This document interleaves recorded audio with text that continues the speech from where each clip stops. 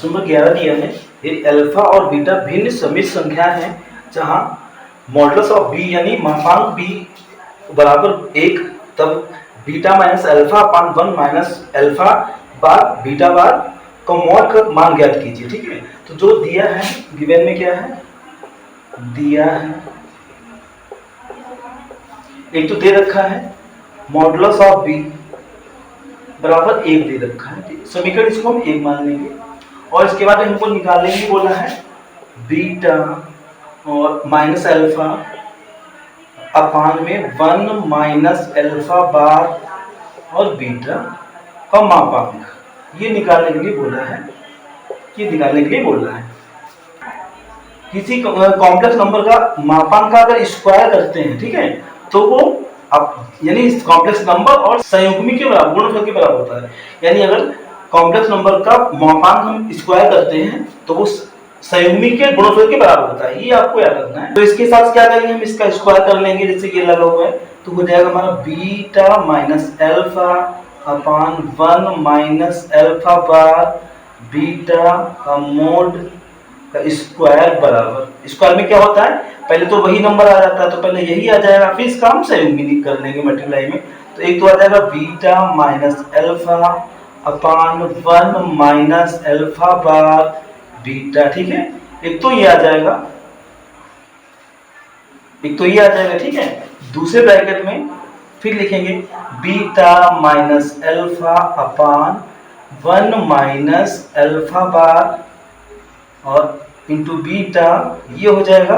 और देखो जब स्क्वायर होता है वहां पे एक संख्या हमारा बिना बार की होती है, एक बार की, तो ये विदाउट बिना बार के हैं, ये बार के, बार मतलब होता है संयुग्मी, ठीक है, तो इसका संयुग्मी ये हो गया। अब इसको सॉल्व कर लेंगे, इस साइड में देखो आप, ये हो जाएगा बीटा माइनस अल्फा अपान 1 माइनस अल्फा बार बीटा, तो ऐसे नोट कर लिया हमने। अगले ब्रैकेट में जब दोनों पे बार लगा हुआ है तो उसको अलग अलग हम कर सकते हैं, यानी बीटा बार, ठीक है, माइनस अल्फा बार अपान 1 माइनस, जहां पे देखो डबल बार होता है, यानी अल्फा पे बार लगा हुआ है, दूसरा भी बार लगा है, जहां पे डबल बार लगा होता है बार हट जाता है, जैसे जेड पे बार हो उसका डबल बार है तो वो क्या हो जाएगा, जेड बन जाएगा।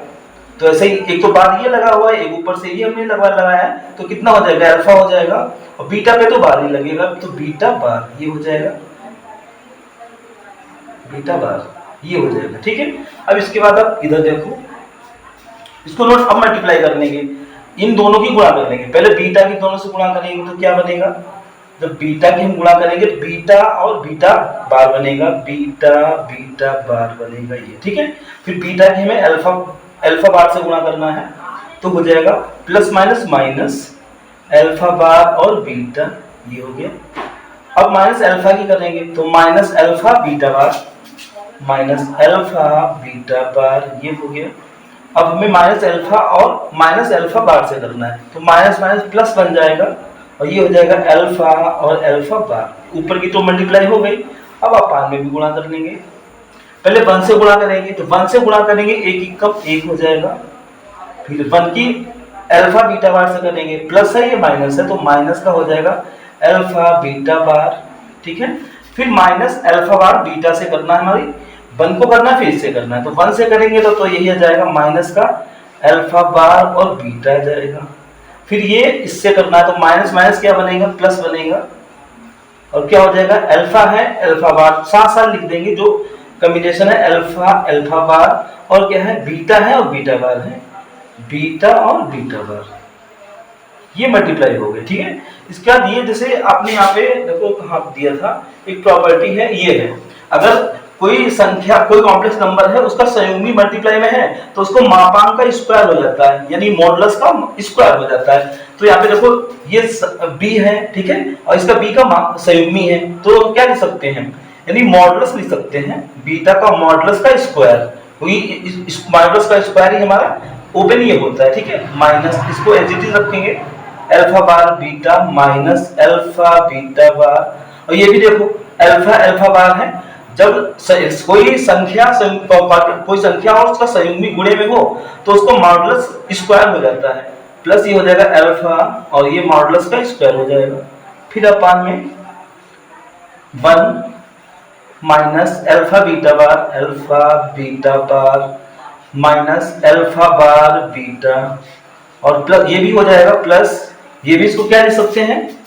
मॉडुलस अल्फा स्क्वायर, इसको क्या लिख सकते हैं मॉडुलस ऑफ बीटा स्क्वायर, ये लिख सकते हैं। ठीक है, अब यहाँ पे एक वैल्यू दी है, ये देखो मॉडुलस ऑफ बी का मान दिया है ए, तो मान डाल देंगे यहाँ पे, तब बी इसका बीटा का मान 1 पड़ेगा, यहाँ पे मॉड का मापांक इसका 1 है ना, तो 1 का स्क्वायर करेंगे तो 1 ही तो रहेगा 1 minus alpha bar beta minus alpha beta bar plus इसको हम एच रखेंगे अल्फ यानी अल्फा इस मॉडुलस ऑफ अल्फा ये स्क्वायर बन जाएगा अपान में ये उतार लेंगे 1 minus alpha beta bar minus alpha bar beta और प्लस ये हो जाएगा, ये तो देखो बीटा का मान कितना है ये दे रखा है, मॉड ऑफ बी कितना है बीटा 1 है, ये तो 1 हो जाएगा, 1 का स्क्वायर 1 रहेगा और 1 की गुणा जब अल्फा स्क्वायर से अगर इससे करेंगे तो यही आ जाएगा अल्फा स्क्वायर का मापांक ही आ जाएगा। अब आपको दिख रहा होगा जो ऊपर जो मान है वही नीचे मान है, तो पूरा कट जाएगा, एक बार में कट जाएगा। ठीक है, तो इसका मान 1 आ गया, लेकिन ये वैल्यू थी किसकी, हमने स्क्वायर किया था, इसका मान था। तो अब यहाँ पे आप देख लें इस साइड में तो हमने स्क्वायर किया था बीटा माइनस अल्फा और अपान में 1 माइनस अल्फा बार बीटा का मॉड का स्क्वायर, यही तो था कि यहाँ पे इसी का मान निकाला, इसका मान कितना 1 आया है। अब अगर स्क्वायर छोड़ते हैं तो उधर स्क्वायर रूट लग जाता है, तो इसको स्क्वायर हटा देंगे, क्या बचेगा beta minus alpha divide by 1 minus alpha बार मूल का साइन लग जाएगा, एक का वर्गमूल कितना 1 ही होता है, तो ये आंसर हो जाएगा। मॉड 1 माइनस आयोटा की पावर है x equal to 2 power x के शून्येतर पूर्णांक मूलों की संख्या ज्ञात कीजिए। तो ये है 1 माइनस आयोटा, ठीक है, मॉड इसका मॉडुलस हो गया और पावर x है, इसकी वैल्यू दे रखी है कितना 2 की पावर x, 2 की पावर x, तो मूल संख्या यानी x की वैल्यू फाइंड आउट करनी है।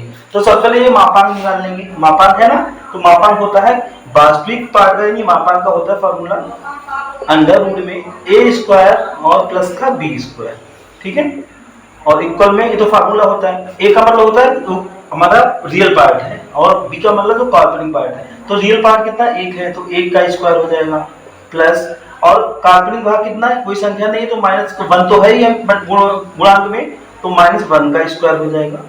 तो ये तो हमने इसका मापांक निकाला, इसकी पावर कितनी है, इसकी पावर कितनी है x है और इक्वल टू कितना 2 की पावर x ये चलता रहेगा।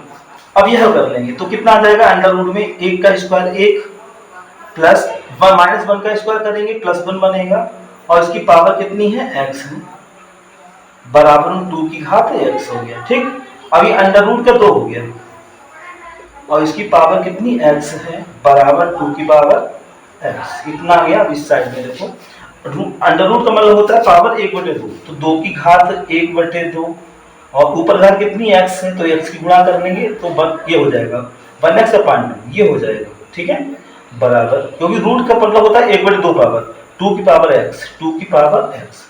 और आपने नियम सीखा है कि अगर आधार बराबर है तो घातें भी क्या होती है बराबर हो जाती हैं, तो पावर बराबर कर यानी घातों बराबर कर देंगे 1/2x बराबर क्या हो जाएगा x। ठीक है, अब यहाँ पे पीछे गुणा कर लें आप तो इसके अपन में 1 कर लेंगे क्रॉस मल्टीप्लाई करेंगे तो कितना हो जाएगा 2x हो जाएगा बराबर ये 1x यानी x हो जाएगा, इसको इधर लाएंगे 2x minus x equal to कितना होगा 0, 2x में से x जाएगा 1 ही x बचेगा x और 0, इसका मतलब है जो मूलों की संख्या वो कितनी है 0 है, तो लिख देंगे मूलों की संख्या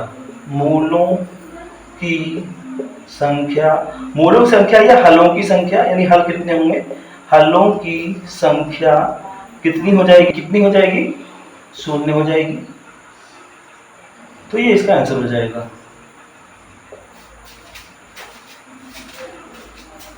और अगला प्रश्न दिया है यदि ब्रैकेट में a plus iota b c plus iota d e plus iota f g plus iota h equal to a plus iota b है तो दर्शाइए कि a square plus b square और फिर दूसरे c square plus d square e square plus f square ऐसे G square plus H square equal to A square plus B square, ये सिद्ध करना दर्शाना है। तो सबसे पहले यानी हल करेंगे, जो जो दे रखा है उसको हम नोट कर लेंगे।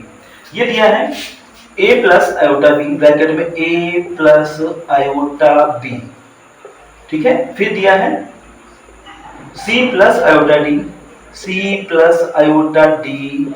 फिर दिया है d प्लस आयोटा e। फिर दिया है e plus iota f, e plus iota f, bracket में ही है। फिर दे रखा है f प्लस आयोटा g, जी है इसके बाद में, और एच भी है जी। फिर हो जाएगा g प्लस आयोटा एच, ये दे रखा है। और बराबर है a प्लस आयोटा बी, इसके बराबर में कितना है a प्लस आयोटा बी, ये दे रखा है। और सिद्ध करना इसी से हमें, तो सबसे पहले इसका क्या लेंगे, मापांक लेंगे। तो लेकिन मापांक लेने पर, मापांक लेने पर, मापांक मतलब मॉडुलस, ठीक है। तो ये हो जाएगा, बंद कर देंगे इसको मॉडुलस मोड में, a प्लस आयोटा बी, और इसका हो जाएगा c प्लस आयोटा d, ये हो जाएगा modulus d plus iota e, ये हो जाएगा e प्लस आयोटा f हो जाएगा। ऐसे इसका मॉडुलस होगा f प्लस आयोटा g, ये हो जाएगा g प्लस आयोटा h हो जाएगा, इधर भी हो जाएगा, ठीक है। ये हो जाएगा a प्लस आयोटा b का मॉडुलस यानी मापांक, ठीक है। अब मापांक का फार्मूला क्या होता है आप जानते हैं, वास्तविक भाग का स्क्वायर काल्पनिक भाग का स्क्वायर। तो फार्मूला अंडर रूट में कर लेंगे।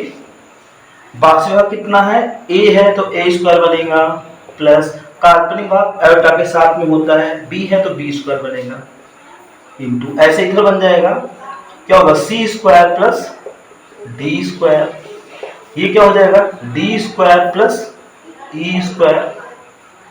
मापांक का फॉर्मूला होता है under root a square plus b square, यानी वास्तविक भाग का स्क्वायर प्लस काल्पनिक भाग का स्क्वायर। ऐसे हो जाएगा अंडर रूट में e square plus f square होगा, ऐसे हो जाएगा आगे f square plus g square, ऐसे हो जाएगा g square plus h square, और इक्वल में हो जाएगा a square plus b square, क्योंकि मापांक भी निकालते हैं तो आयोटा के साथ में जो होता है वो लिखा जाता है, ये हो गया, ठीक है।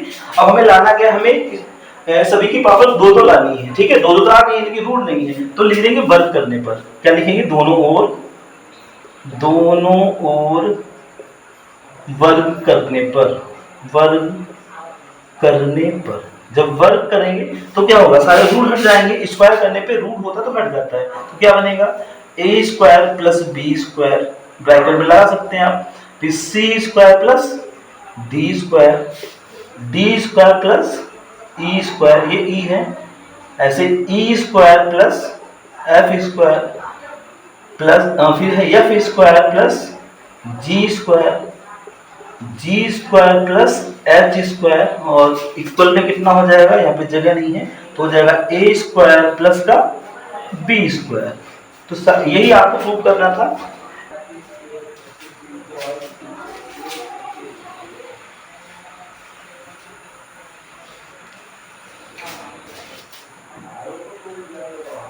और अगला प्रश्न दिया है, प्रश्न नंबर 14 दिया है, यदि 1 प्लस आयोटा अपान 1 माइनस आयोटा की पावर m इक्वल टू 1, तो m का न्यूनतम पूर्णांक मान ज्ञात कीजिए। न्यूनतम यानी m की वैल्यू बतानी, वो भी न्यूनतम, ठीक है।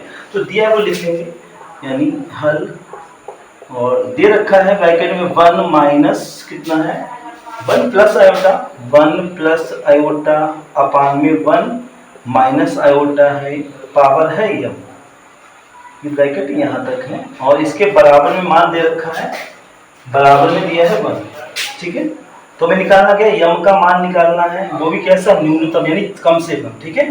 न्यूनतम यानी सबसे छोटा मान, न्यूनतम मान ये निकालना है। तो सबसे पहले इसका परिमेयकरण कर लेंगे। परिमेयकरण के लिए आप जानते हैं इसको 1 माइनस है तो 1 प्लस से गुणा कर देंगे, तो 1 प्लस आयोटा अपान 1 माइनस आयोटा, 1 प्लस आयोटा अपान 1 प्लस आयोटा, इससे गुणा करेंगे। परिमेय का पीछे आपने सीखा होगा, पावर कितनी m चलती रहेगी, इक्वल में 1। तो ऊपर गुणा कर लेंगे, 1 से पहले गुणा करेंगे 1 आएगा, प्लस 1 की आयोटा से करेंगे आयोटा, प्लस ये करेंगे ये भी आयोटा, प्लस आयोटा आयोटा गुणा आयोटा स्क्वायर बन जाएगा। अपान में देखो दोनों पर प्लस में है माइनस में है, तो a square minus b square लगेगा, तो हो जाएगा 1 माइनस आयोटा स्क्वायर। और पूरी पावर कितनी है, m है, बराबर में कितना दिया है, 1 दिया है। ठीक है, अब इधर आप देख लो, देखो 1 है, 1 हो गया, आयोटा कितने, 2 जगह है तो 2 जोड़ लेंगे, 2 आयोटा बन जाएगा, और आयोटा स्क्वायर की वैल्यू -1 है, प्लस माइनस माइनस का 1 हो जाएगा। अपान में 1 और माइनस लगा हुआ है, लेकिन आयोटा स्क्वायर की वैल्यू -1 होती है, तो माइनस माइनस प्लस हो जाएगा, प्लस का 1 हो जाएगा। अब पूरे पावर कितनी है, m है, बराबर में 1। तो यहाँ पे देखो प्लस का 1 -1 कट गया, प्लस का 1 -1 कट गया। ठीक है, कितना आ गया, 2 आयोटा बचा है, अपान में 1 1 2 हो गया, 2 बचा है, पावर कितनी है, m है, बराबर 1। ठीक है, तो आप इसको ऐसे कर, चलो काटने कट रहा है, तो यहाँ पे आ गया आयोटा की पावर n बराबर कितना है, 1। ठीक है, तो आप जानते हैं कि एक ये इसका मान 1 आया है, तो आयोटा की कितनी पावर पे मान 1 आता है, आपको पीछे पढ़ा भी है। आयोटा की पावर जब 4 होती है, यानी आयोटा की पावर अगर 4 है या 4 की गुणज में है, ठीक है, तो उसका मान 1 होता है। तो आप यहाँ लिख भी देंगे यहाँ पे, यदि आयोटा की घात 4 या 4 की गुणज है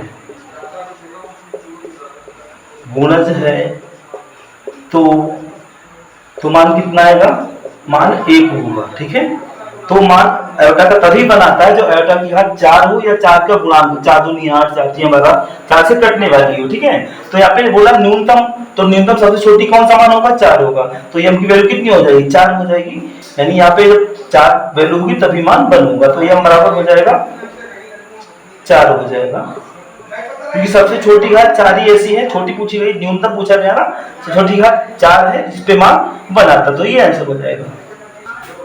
तो ये बराबर कितना हो जाएगा, 4 हो जाएगा। और आई होप आपको इतना समझ में आया होगा, और इसके बाद अगला टॉपिक चालू करेंगे।